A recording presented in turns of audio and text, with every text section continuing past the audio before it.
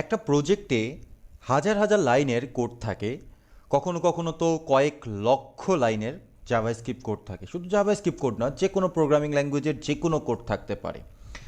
কিন্তু একবারও কি চিন্তা করে দেখেছেন যে কিভাবে আমাদের কম্পাইলার বা আমাদের ইন্টারপ্রেটার বা আমাদের ইঞ্জিনগুলো, যেগুলো আসলে ট্রান্সলেট করে থাকে মেশিন কোডে জাভাস্ক্রিপ্ট বা যে কোনো প্রোগ্রামিং ল্যাঙ্গুয়েজের কোডগুলোকে, যেই সফটওয়্যারটা বা যেই টুলসটা মেশিন কোডে রূপান্তর করে থাকে, তারা কিভাবে কাজগুলো করে?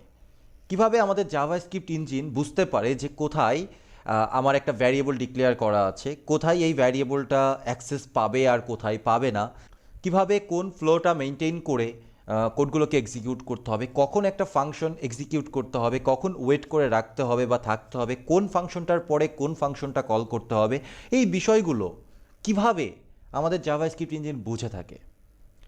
যদি আমরা বুঝতে পারি যে কিভাবে আমাদের জাভাস্ক্রিপ্ট ইঞ্জিন বুঝে থাকে, তাহলে আমাদের জন্য কোড লেখা কিন্তু অনেক সহজ হয়ে যাবে। আর এই জন্যই আজকের এই ভিডিওটা, এবং এই ভিডিওর কনসেপ্ট হচ্ছে এক্সিকিউশন কনটেক্সট। কারণ জাভাস্ক্রিপ্ট ইঞ্জিন যখন যে কোনো কোড এক্সিকিউট করে, সেই এক্সিকিউশনটা হয় একটা কনটেক্সটের ওপরে ভিত্তি করে।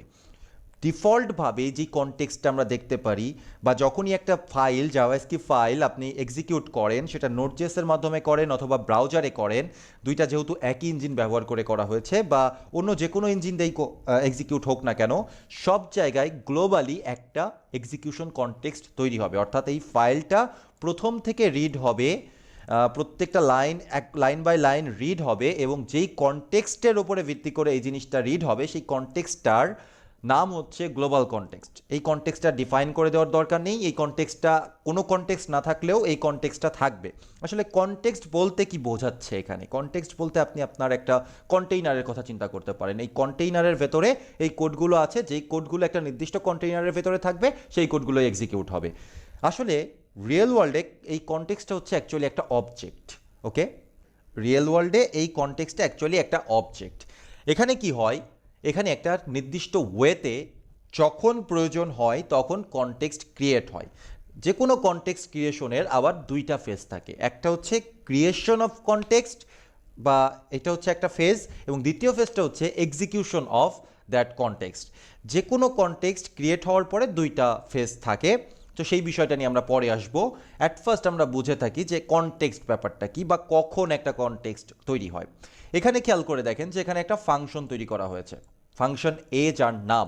এই ফাংশনটা কিন্তু ইনস্ট্যান্টলি কল হবে না, আমরা জানি সেটা, কারণ আমরা জানি যে ফাংশন যদি কল করা না হয় তাহলে সেই ফাংশনটা আর মানে এক্সিকিউট হয় না, সেই ফাংশনের কোডগুলো কোনো কাজ করে না। তারপরে দেখেন এখানে আরেকটা ফাংশন কল করেছে যার নাম বি। কল করা হয়েছে, জাস্ট ডিফাইন করা হয়েছে, কল করা হয়নি, জাস্ট ডিফাইন করা হয়েছে।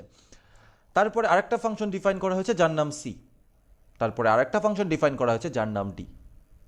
একটা কোডও কি এক্সিকিউট হবে? একটা কোডও এখানে এক্সিকিউট হবে না। এখানে সবগুলো কোড জাস্ট মেমোরিতে স্টোর অবস্থায় থাকবে, যে ঠিক আছে এগুলো ডিফাইন করা হয়েছে, পরবর্তীতে যখন লাগবে সেটা কল করা হবে। একটা জিনিসও এক্সিকিউট হবে না। তাহলে এই যে কোডগুলো কোনো একটা জায়গায় স্টোর অবস্থায় থাকবে, কল করা হোক আর না হোক, পরবর্তীতে তো আমরা কল করতে পারবো, যখন কল করব তখন তো কোডগুলো এক্সিকিউট হবে, কিন্তু পরবর্তীতে এক্সিকিউট হওয়ার জন্য কোনো একটা জায়গায় তো এটা স্টোর থাকা দরকার, তাই না? আচ্ছা, তারপরে দেখেন এখানে একটা ভ্যারিয়েবল ডিক্লেয়ার করা হয়েছে, তারপরে এই ফাংশনটা কল করা হয়েছে, এবং তারপরে একটা কনসোল লগ করা হয়েছে। এই পুরো ফাইলের কোডটাকে আমরা গ্লোবাল কনটেক্সটের অন্তর্ভুক্ত ধরতে পারি। এরা সবাই গ্লোবাল কনটেক্সটে আছে, আর গ্লোবাল কনটেক্সটে কোনো কিছু থাকলে সেইটা যে কোনো জায়গা থেকে অ্যাক্সেসিবল, সেটাও আমরা জানি। এই পর্যন্ত কোনো এক্সিকিউশন আমাদের নেই। তারপরে গিয়ে একটা ভ্যারিয়েবল ডিক্লেয়ার করা হয়েছে। এই ভ্যারিয়েবলটা কিভাবে ডিক্লেয়ার হবে, মেমোরিতে অ্যাসোসিয়েট হবে বা অ্যাসাইন করা হবে, সেটা আমরা পরবর্তীতে জানবো। আপাতত জানি যে না, ভ্যারিয়েবল ডিক্লেয়ার করা হয়েছে, স্ট্রেইট, এগুলো হচ্ছে স্ট্রেইট কাজ। তারপরে ফাংশন এ কে কল করা হয়েছে। ফাংশন এ কে যখন কল করা হয়েছে, তখন এর ভেতরে আবার ভ্যারিয়েবল ডিক্লারেশন থাকতে পারে, এর ভেতরে আবার যে কোনো লজিক অ্যাপ্লাই করা থাকতে পারে, কন্ডিশনাল লজিকগুলো থাকতে পারে, এর ভেতরে ফর লুপ থাকতে পারে, অ্যারে ডিক্লারেশন থাকতে পারে, অবজেক্ট ডিক্লারেশন থাকতে পারে, 100টা কাজ থাকতে পারে। খেয়াল করে দেখবেন আমাদের গ্লোবাল কনটেক্সটে যা যা কিছু ঘটতে পারে, একটা ফাংশনের ভেতরেও সেম সেম ব্যাপারগুলোই ঘটতে পারে। শুধু ডিফারেন্সটা হচ্ছে গ্লোবাল কনটেক্সটে যা থাকবে একটা ফাংশন বা একটা প্রোগ্রাম রান করলে অটোমেটিক্যালি সেগুলো এক্সিকিউট হবে, বাট একটা ফাংশনের ভেতরে যা কিছু থাকবে সেটা অটোমেটিক্যালি রান হবে না। সেটা রান করার জন্য বাইরে থেকে আমাদেরকে ফাংশনটাকে ইনভোক করতে হবে, বা আমরা ফাংশনটাকে কল করা সেটাও বলতে পারি। তাহলে যখন একটা ফাংশন কল করা হবে তখন এই গ্লোবাল স্ট্যাকের ওপরে আরেকটা এক্সিকিউশন কনটেক্সট তৈরি হবে, অর্থাৎ গ্লোবাল কনটেক্সটের ওপরে আরেকটা এক্সিকিউশন কনটেক্সট তৈরি হবে। তখন খেয়াল করেন যে এই ফাংশনটা যখন কল করা হবে তখন এই লাইনটা কিন্তু আর এক্সিকিউট হবে না, অর্থাৎ গ্লোবাল ফাংশনের বা গ্লোবাল কনটেক্সটের এক্সিকিউশন স্টপ হয়ে থাকবে। তাহলে আমি যদি এখানে লিখি এক্সিকিউশন অফ গ্লোবাল কনটেক্সট, এটা পজ হয়ে গেল, তাই তো? এটা ফার্স্টে হচ্ছিল, তারপর এটা পজ হয়ে গেল। পজ হয়ে যাওয়ার পরে এরপরে কোন কাজটা আগে হবে? গ্লোবাল কনটেক্সটের কাজটা, নাকি এ ফাংশনটা রিড করে সেই ফাংশনের কাজ কারবার আগে করবে? অবশ্যই যেহেতু এখন এ ফাংশনের কাছে চলে এসছে, তখন এক্সিকিউশন হবে বা এক্সিকিউট হবে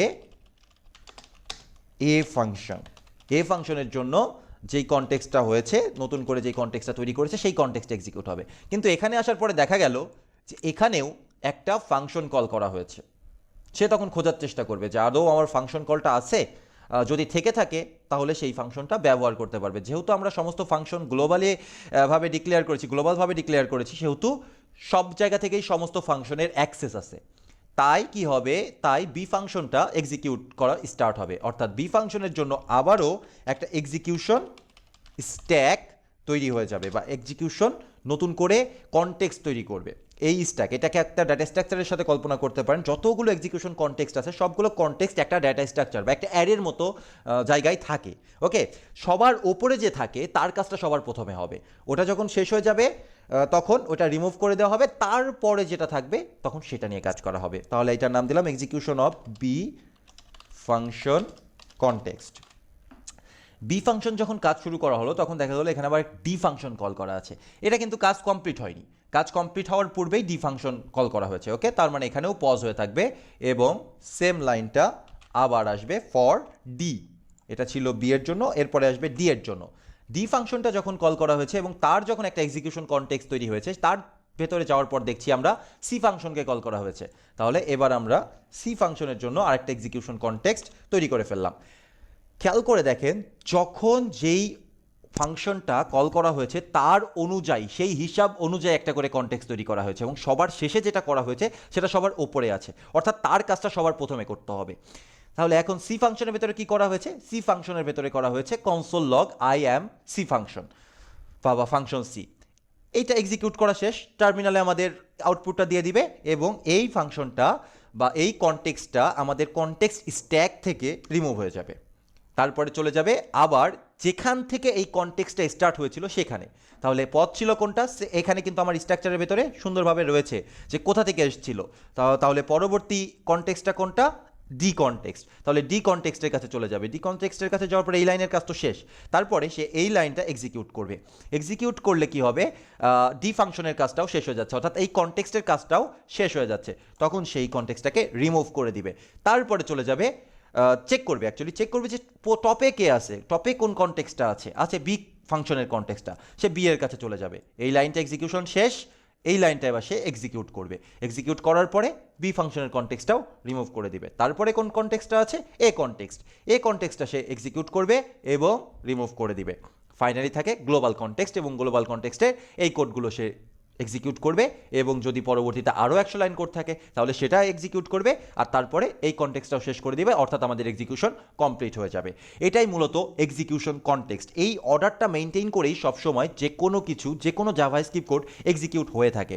এই যে আমরা বলি না যে যখনই একটা ফাংশন ক্রিয়েট করা হয় তখনই একটা নতুন ব্লক তৈরি হয়, নতুন একটা স্কোপ তৈরি হয়। কেন তৈরি হচ্ছে সেটা কিন্তু এখন বোঝা যাচ্ছে, তাই না? কি সুন্দরভাবে একটা ফাংশনের জন্য নিজস্ব স্কোপ তৈরি হচ্ছে। এই কারণেই যেহেতু একটা ফাংশন ক্রিয়েট করার ফলেই একটা নতুন স্কোপ তৈরি হচ্ছে, অ্যাকচুয়ালি স্কোপ না, একটা কনটেক্সট তৈরি হচ্ছে। যেহেতু একটা নতুন কনটেক্সট তৈরি হচ্ছে, সেই কনটেক্সটের ভেতরে আপনি যা খুশি তাই করতে পারেন। এই একই কারণে আমরা যদি গ্লোবালি একটা ভ্যারিয়েবল ডিক্লেয়ার করি, সেই সেম ভ্যারিয়েবলের নামে আমরা একটা ফাংশনের ভেতরেও ভ্যারিয়েবল ডিক্লেয়ার করতে পারি। এটা আমাদেরকে কোনো ইরর শো করে না। এটা আবার কি করে যে ওই ভ্যারিয়েবলটা, যেই ভ্যারিয়েবলটা ফাংশনের ভেতরে ডিফাইন করা আছে, সেই ভ্যারিয়েবলটাকেই সে প্রাধান্য দিয়ে থাকে। কেন? এটা ওর নিজস্ব কনটেক্সটের ভ্যারিয়েবল। ঠিক আছে, এটা আশা করি আপনারা বুঝতে পারছেন। এক্সিকিউশন কনটেক্সট যেই স্ট্যাকটা মেনটেন করে, অ্যাকচুয়ালি স্ট্যাক না, স্ট্যাক, এটা একটা ডেটা স্ট্রাকচার। যারা ডাটা স্ট্রাকচার সম্পর্কে জানেন তারা অবশ্যই স্ট্যাক সম্পর্কেও জানবেন। স্ট্যাকের কনসেপ্টটা হচ্ছে যে ফার্স্ট ইন ফার্স্ট আউট, অর্থাৎ প্রথমে যে আসবে, actually first in first out না, লাস্ট ইন ফার্স্ট আউট, অর্থাৎ সবার লাস্টে সে ইন করবে স্ট্রাকচারে এবং সবার ফার্স্টে তার কাজটা হয়ে সে ভ্যানিশ হয়ে যাবে। ওকে, এটা হচ্ছে স্ট্যাকের কাজ, স্ট্যাক ডাটা স্ট্রাকচারের কাজ।